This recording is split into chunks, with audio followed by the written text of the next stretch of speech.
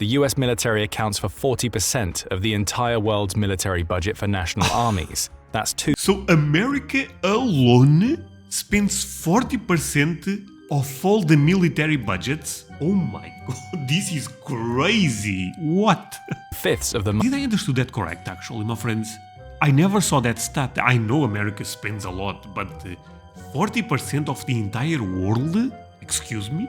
This is very interesting. Every time I react to military stuff, there is two type of people that watches my videos. Ones that are USA.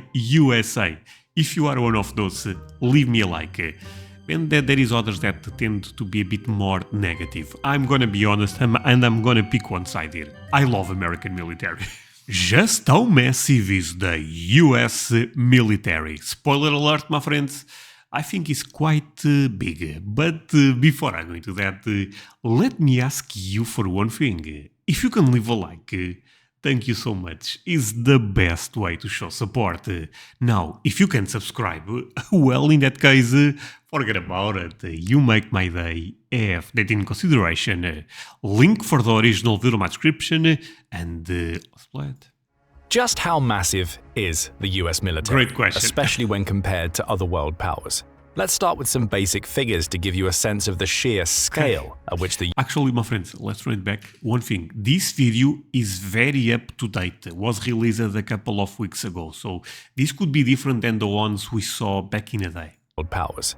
Let's start with some basic figures to give you a sense of the sheer scale at which the US military operates. Altogether, the US military has roughly 1.3 million active personnel. That's a lot. Putting it in either third. But you know what? This, even if the number is super impressive, there is other countries with more. This is where America, I feel, this is one of the few things America is not number one. Not that matters that much, you know, but I believe India, China, places like that, maybe Russia now have more. Third or fourth place in terms of the largest militaries. The first two spots, China and India, should be a given, considering that they have roughly triple the population of the US. A lot of people. Russia has roughly the same number of active military personnel, but its military numbers have significantly changed from one year to the next, especially as global geopolitics saw Russia distance itself from NATO. When comparing the size of the US military with that of China and India, a clear pattern emerges. China, a country with a population of roughly 1.41 billion, with a B, has roughly 2.03 million active personnel in its military. India, with a slightly higher population, estimated at 1.42 billion, has 1.45 million active personnel. And then you know what? For the number of people that live in America, in terms of percentage, America is ahead. Maybe not of Russia, but Russia is a different case because it's fighting a war right now. But comparing with China and India, this is actually, if you think about it, American numbers are more impressive. There's the US with a population of just 336 million. Even at a glance, the population metrics suggest that the US is much more militarized compared to China and India, considering that its ratio of active personnel to population is almost triple the size. Of course, these are all figures from 2024, although the numbers, or rather the relative differences between them, haven't changed much over the past decade. But perhaps the mind-blowing scale of the US military is more evident in the fact that the US military is by far the biggest spender among the world's veritable superpowers. In fact, if you look at the biggest military budgets, the US military accounts for 40% of the entire world's military budget for national armies. That's two. Wait, I never saw that stat. So America alone spends 40% of all the military budgets? Oh my god, this is crazy. What? Fifths of the... Did I understand that correct, actually, my friends? I never saw that stat. I know America spends a lot, but 40% of the entire world? Excuse me? Superpowers. In fact, if you look at the biggest military budgets, the US military accounts for 40% of the entire world's military budget for national armies. That's 2/5 of the money the world spends on national defense, all wrapped up in the US military. The country spends more than the next 5 biggest spenders, China, Russia, India, the UK, and Saudi Arabia combined. And the list is only that short because China and Russia are estimated to spend more on their armies than the official numbers imply, thanks to the relative purchasing power parity of their local currencies. My friends, this is very interesting. Every time I react to military stuff, there is two type of people that watches my videos. Ones that are USA. If you are one of those, leave me a like. And there is others that tend to be a bit more negative. I'm going to be honest. I'm going to be honest, and I'm going to pick one side here. I love American military. According to the SIPRI military expenditure database, the US spends more than the next 10 countries combined, not 5, if we compare their relative expenditures in raw US dollars. This financial mismatch is down to the US being a bona fide economic giant compared to all other countries. Impressive as the US's 2024 military budget of roughly $900 billion may be, it pales in comparison to the country's GDP. By some estimates, the US spends only 3.4% of its GDP on national defense, ranking it 9th in its expenditure on national defense globally. But the numbers— Wait, I never thought about this. So, yeah, this is a much better comparison. You need to go by GDP. If you guys are spending 3 or let's say 4%, and if the other countries are spending 10%, wait, this is life-changing. So you guys may not be spending that much comparing with what you guys make in America, if that makes sense. The America is a strong economy, right, my friends? Man, I never, see, that's why, you know what, my friends, leave me a like if you enjoy these reactions to military stuff, because this is a completely different perspective from what I saw back in the day, you know, back in the day, 2 months ago, but you guys get the point. Country's GDP. By some estimates, the US spends only 3.4% of its GDP on national defense, ranking it 9th in its expenditure on national defense globally. But the numbers from the 2020s don't come close to the figures from previous decades. During the wars in Afghanistan and Iraq in 2010, that ratio was closer to 5%. In the thick of the Vietnam War in 1968, the US was spending close to 10% of its GDP on the army. And even further— Wait, how much? Wait, that cannot be correct. Iraq in 2010, that ratio was closer to 5%. In the thick of the Vietnam War in 1968, the US was spending close to 10% of its GDP on the army. 10%? And even further— Well, friends, but I should not even ask this, but now I started. But why do you guys did not end up winning the Vietnam War? Because Americans tend to win all the wars they enter. I still don't get what went wrong with the Vietnam War. Specific now knowing this, you guys end up spending 10% for a war that ended up not being that successful. This is not normal for Americans, because, my friends, don't take this as a critique. I really have you guys in really high consideration. You know what I'm trying to say? I don't get the Vietnam War. It's basically the only war that I feel weird when I look at American history and the Vietnam War. Makes no sense to me.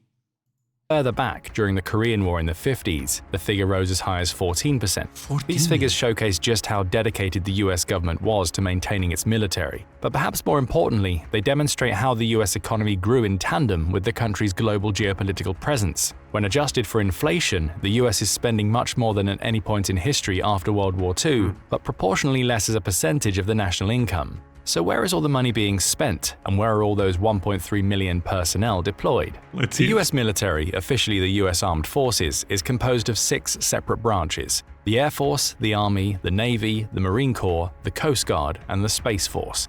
We'll let you guess which one of those is the newest. Let's take a look at them, starting with the US Army. As the land-based branch of the armed forces, the US Army has arguably the largest contingent of US troops. Out of the 1.3 million This is the typical soldier, if you know what I mean, right? active troops, the Army holds roughly 450,000. But there's a bit more to it. The US Army also technically counts the Army National Guard in its ranks, which adds another 330,000 military personnel as Federal Reserve forces during wartime, but typically only as a militia service.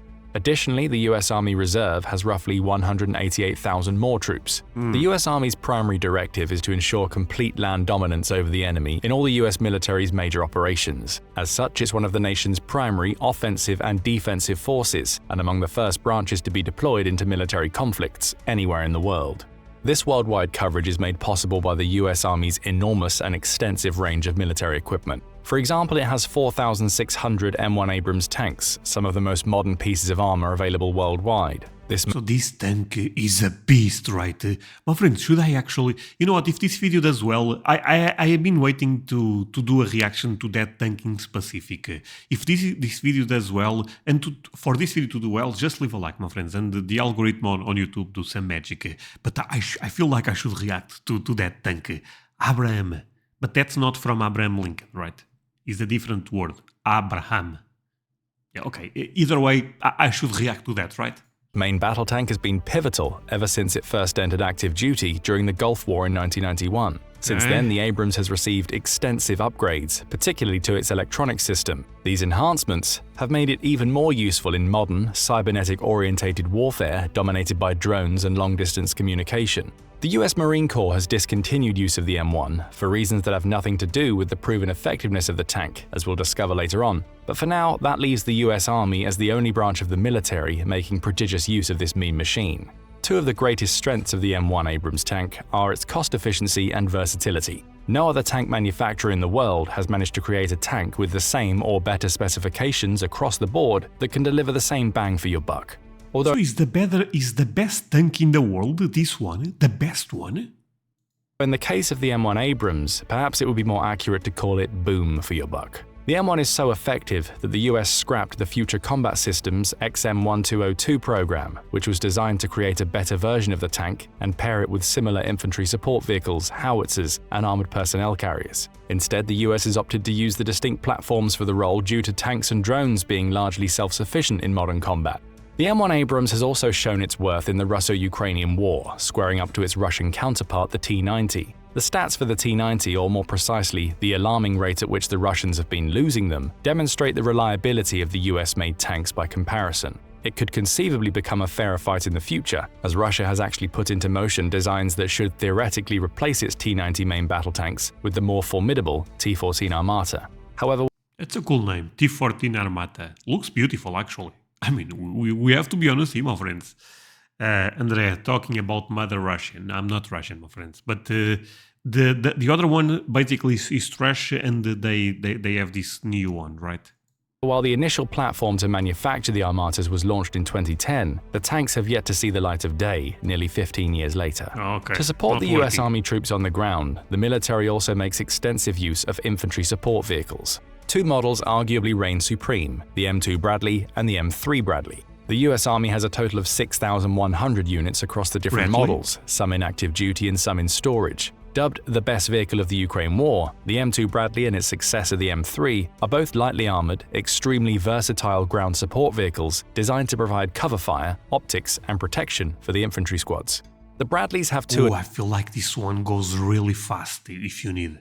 advantages over the contemporary tanks and infantry vehicles of other nations. First, the advanced optics include SADA 2 thermal vision, similar to those used by the M1 Abrams.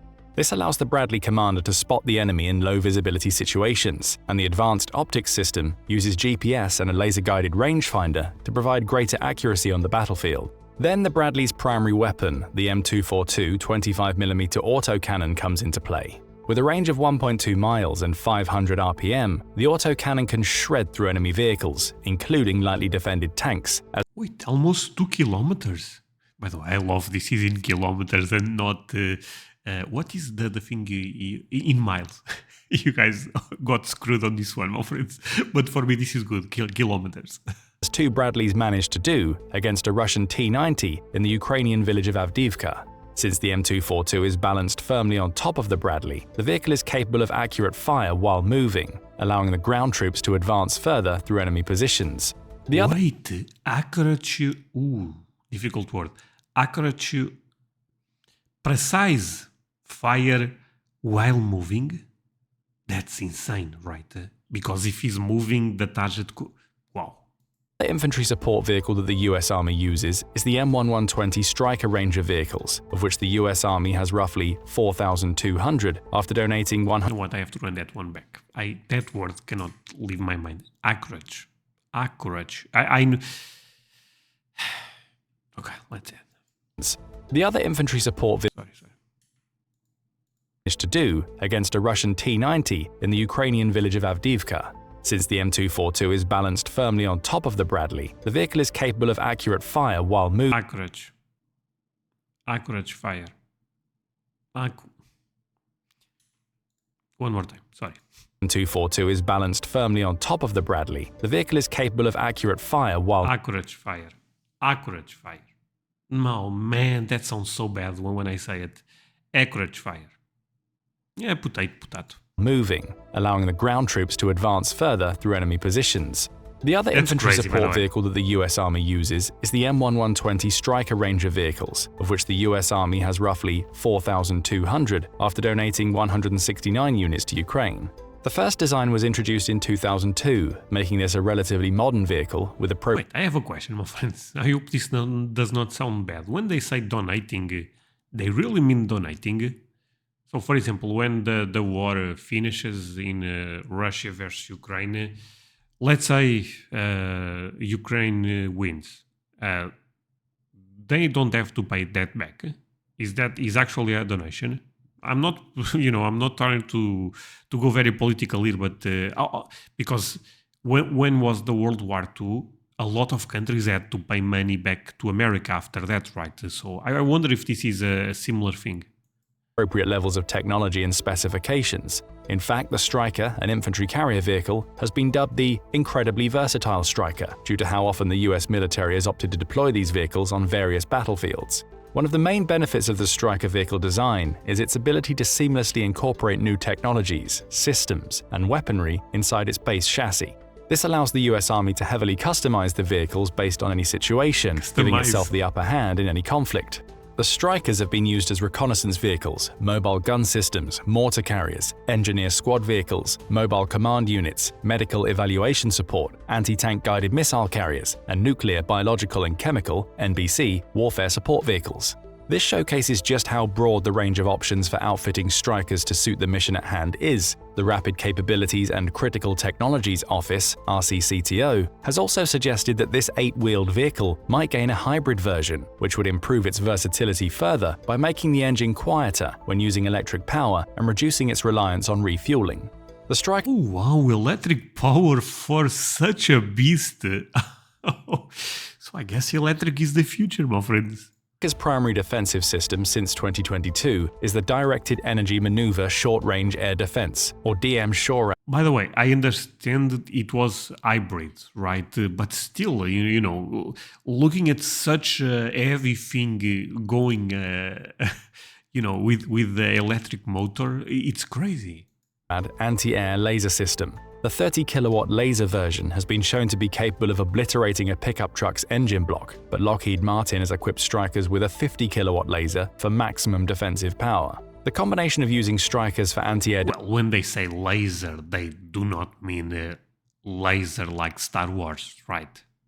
defense, the Bradleys for maneuverability, and the M1 Abrams tanks for sheer destructive and offensive potential allows the US Army to effortlessly switch between tactics and dominate the ground. The US Army also has another stockpile of 4,700 M113 armored personnel carriers, 5,600 MATVs, and over 125,000 high-mobility multi-purpose wheeled vehicles, roughly 40% of which are armored to protect them from mines. This gives the US Army one of the highest numbers of military vehicles across the world, and that's only one of the branches of the military that uses land vehicles. We'll get to some of the others shortly, but first let's take to the skies with the US Air Force. Ooh, my friends, the skies are be ready. Things will get really crazy right now. This branch of the US military What are the best jets that America have? Be ready. Raptor, the Warthog, one of the best one. F-22 Raptor. Wait, I said what? No. The Raptor. No. The F-22 Raptor is a jet. Then there is the Warthog. You guys know the Warthog, the one that goes. That was bad, but you guys get the point. That one is still one of the best. I feel like the F-35. You guys tell me is a controversial one. I'm not sure if this is true or not, but I believe those three will be the best. Those three. I'm not putting bombers like the B-2 bomber and stuff like that. Just those three to real fight, you know. is arguably the primary factor André, do you have any idea what are you talking about? No. But I like all the three jets I ended up mentioning, specific the Warthog. that has allowed the nation to create such a dominant worldwide military and geopolitical presence. With a total of roughly 690,000 personnel, roughly 320,000 of whom are active duty troops, the US Air Force operates roughly 5,200 aircraft and more than 13,000 pilots. Out of those aircraft, roughly 1,500 are fighter jets, with multi-role F-16Cs making up 789 of the total. The slightly older models, F-15C fighters and F-15E strike craft, number at around 430, and the more modern F-22 air superiority fighters and F-35 strike fighters number at 178 and 116. Those two are a beast. There is reactions for them on my channel. My friends, isn't the F-22 better than the F-35? This one, I actually don't get it. Some people tell me that the F-35 is better, but some people tell me the F-22 is a better jet. That does not mean it's better than the F-35. Maybe it was better construction. Could be that, right? But the F-22 is insane. Is the F-35 even better? I'm actually not sure. Respectively. With a balanced mix of jets for any occasion, the US Air Force can deploy its pilots across the world and create zones of complete air superiority. And one of the main reasons behind the Air Force's superiority is access to the most modern jet designs. On the Russian side, the Sukhoi Su-57 is less maneuverable than the F-22, and the Russian Air Force doesn't really have a comparable platform to the newer F-35 at all. This is evidenced by the fact that Russia has been vehemently against Ukraine receiving any donations from NATO in the form of the F-16s, which would endanger Russia's efforts to achieve air superiority not just within Ukraine, but within its own borders too. The F-35 was designed to be one of the most versatile fighter jets. Man, isn't that the beauty? Isn't that the beauty? Am I the only one that thinks the F-35 is a beautiful jet? I don't know, looks sick. Ever built, with several possible configurations. Let's run it back. Is one of the best ever built. Oh boy. Achieve air superiority, not just within Ukraine, but within its own borders too. The F-35 was designed to be one of the most versatile fighter jets ever built, with several possible configurations of weapons and missile loads for different missions. The stealth design utilizes 4 air-to-ground smart bombs, or air-to-air missiles, while the beast mode loads the aircraft up with up to 16 missiles for maximum offensive power. What is the mode? Did I understand? Oh, my friend. André, you paused 1 million times. It's impossible to watch your reactions. Oh, my friend, it is what it is. I really like this type of stuff. I have to understand everything. English, not my main language at the end of the day. Did they say the beast mode? The beast mode? Beast mode loads the aircraft up with up to 16 missiles for maximum offensive power. The F-35 is also notable for being able to display vital battlefield data in real time, while simultaneously transmitting this data to other jets and military platforms in the vicinity. This allows a jet to act as a highly mobile airborne recon unit and enhance the performance of the US Air Force, Marines, or Army.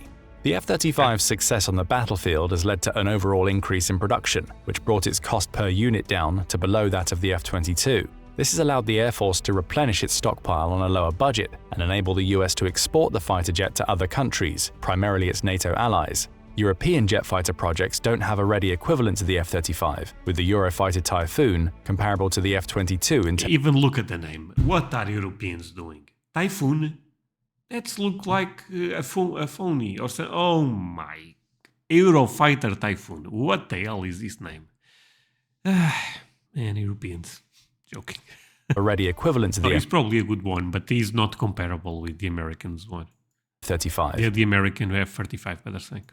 With the Eurofighter Typhoon comparable to the F-22 in terms of stealth technology, but pricier to obtain. This is why the Air Force has ordered another 1,763 F-35As to join its fleet in the coming years, mainly to replace the increasingly obsolete F-15s and 16s. What makes the US Air Force, and to an extent the Marine Corps, so successful and noteworthy is their vast array of transport aircraft. With 213 helicopters and 677 transport jets, the US Air Force can mount an air presence and deliver American troops to far-off corners of the Earth with minimal effort. When combined with the other branches of the US military, the US has roughly 5,700 helicopters at its disposal, the biggest helicopter arsenal in the world. By comparison, Russia in second place only has 1,547 helicopters. This indicates the massive tactical and strategic gap between the countries when it comes to aerial infantry support. The third major component of the US military is its Navy. Oh boy, are you guys ready?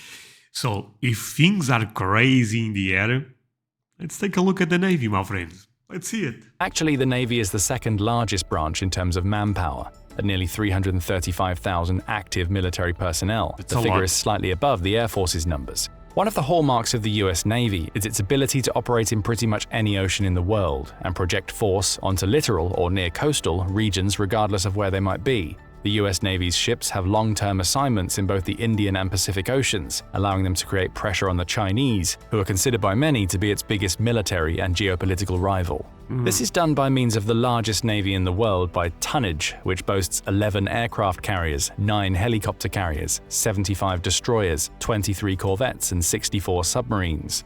To put things into perspective, the Chinese Navy has only 2 aircraft carriers at present. Russia has 1, and the only other nations with any aircraft carriers at all are either members of NATO or India, which is a signatory to the No matter so many times I see this, my friends, I always laugh. It's crazy. The difference is crazy. My friends, how proud are you of your country? Yeah, how proud. You have 2 options right now. You could leave me a like. That helps the channel, I'm gonna be real. Or you could leave me a USA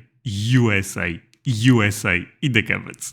the Quad Alliance alongside the US. Even then, the maximum number that any of these nations have is just 2. In fact, the US has more carriers than the rest of the world combined. For the second naval category, destroyer-type ships, the next highest ranked is China with just 49 destroyers, while Japan, another Quad signatory, comes in third with 36. The Navy's aircraft carriers are classed into Nimitz and Gerald R. Ford-type ships, with 10 Nimitz-class carriers and 1 Ford-class carrier in active use. The Ford-class carriers are the newest designs, with 2 such more carriers under construction and an... Oh, they are making 2 Ford sounds... Yeah, man, but this is probably some type of honor to the guy. But this is the best of the best. But this one is also pretty good, right? The Nimitz, you guys put crazy names, by the way. Nimitz class carrier, Gerald Ford class carrier. And this one, there is 2 more in construction. Yeah. Additional one on order. The Ford class is widely considered the best aircraft carrier in the world. One of its pioneering innovations is the EMALS, short for Electromagnetic Aircraft Launch System, which is faster, more accurate, and smoother than the traditional Nimitz-class steam catapults. According to the Navy's estimates, the new system should increase sortie generation, or the number of flights that can be conducted from the carrier per day, by 33%. Combined with multi-role fighter jets acting as veritable recon units, the Navy and Air Force can team up to generate vital information, transmit it to other troops, and take down vital targets from far away. No other nation comes close in this regard. The newest Chinese aircraft carrier designs have attempted to emulate EMALS with mixed success. The arrested landing system, in turn, allows the carrier to minimize runway size and reduce the impact of landing aircraft on the ship's hull and deck. The Ford's Advanced Arresting Gear, or AAG, is designed to be more resistant to wear and tear and have lower maintenance requirements. Together with not 1 but 2 nuclear reactors powering the carrier, this feature allows the carrier to stay at sea practically indefinitely, so long as it's supplied with enough consumables. This is further helped by advancements in operating technology that have reduced crew requirements by up to 20% compared to the Nimitz. But despite the reduced crew size, the carrier is physically bigger than the Nimitz, which allows it to carry far more payload and host a multitude of quality-of-life enhancements for the working crew and stationed pilots. More automation. Considering that warfare in recent years has highlighted the effectiveness of long-range missiles and drones, the fact that the US Navy is building not 1 but 3 more carriers at present shows that the US Navy has the utmost confidence in the Ford's ability to project force, outcompete foreign carriers, and provide vital sea and air support to other branches of the US military. But for all that power, the US Navy and Air Force can't project as directly as the Marine Corps can. With a combination of infantry, navy, aerial, and expeditionary forces, the Marines are designed to be the primary sea-to-land littoral combat units and special forces of the US military.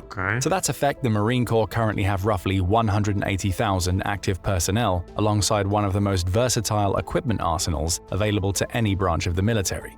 However, what makes the Marines truly dangerous is not what they currently are, but what they are evolving into. Historically, the Marines have been used as naval... Wait, what that means? They are evolving to... Evolving to what? ...based support infantry and special forces. However, with China arguably being the US's biggest military and economic competitor, the bulk of the Marine Corps is... my friends, do you guys agree with that, by the way? That China is the biggest rival of America? Don't you guys think Russia is still number 1? I don't know. I have mixed feelings. At one point I thought it was Russia. Now I think is at one point I thought, okay, actually 3 phases. Early I thought it was Russia. Then I was sure it was China because China is growing a lot in terms of... it is a strong economy at this point. But with the war in Ukraine, I believe the economy for the Russian economy is in full war mode. So they will be, if they win the war, that's a big if probably, right? But if they win the war, I think they will be much stronger. So that's why I think Russia is the biggest rival, if that makes sense. But I mean, if this guy is saying China, he knows quite more than me. Being updated to match modern military standards and tactics. Let's run this one back, sorry. Competitor, the bulk of the Marine Corps is being updated to match modern military standards and tactics. In particular, the Force Design Plan is intended to heavily cut Marine Corps expenditure and transport costs. One of the main ways this is being done is by discontinuing the use of M1 Abrams tanks as one of the Corps' main armor vehicles, as mentioned earlier. Additionally, the Marines are no longer designed to take an active part in warfare. Instead, Marine Corps operations will be more catered toward littoral combat and area denial. In particular, the Marines are being outfitted with Mobile Long-Range Precision Strike Missile Systems, MLRPSM for short. This notion is exemplified by Marine Corps General Eric Smith's statement that if the Marines can sink one of your $1.5 billion ships with a $1.5 million missile, the Marines are a threat, and that may change the calculus. As such, the Marines are perhaps one of the few sectors of the US military where the focus is on streamlining and trimming the fat, so to speak. The Force Design Initiative should free up as much as $12 billion in Marine Corps funding to be allocated to other branches of the military. However, the Marines still have plenty of firepower to go around, evidenced by the fact that they are moving away from traditional HIMARS systems to the new Navy and Marine Corps Expeditionary Ship Interdiction System, or Nemesis. The Nemesis is designed to hit sea targets from the land. The way it will be ideally implemented in the Marine Corps is to have the Marines set up mobile bases on islands or military bases close to enemy Navy positions. In the case of China, this would likely be the islands in the South China Sea. This strategy would allow the Marines to effectively prevent China from utilizing its Navy, while allowing the US Navy to progress further into Chinese waters. With the Marines being effectively transformed into an anti-China unit, there's only one more frontier that warrants a mention, and it's one that few have gone to before. They are going to talk about space. They are going to talk about space. Do you guys already have some tanks in space? Don't tell me that. The US military officially set its sights on space by establishing the US Space Force in late 2019. This newest branch of the military is not designed to fight aliens, at least not yet, but to protect. Maybe we don't know that. You know what I mean, my friends? There is some really crazy shit when it comes to aliens.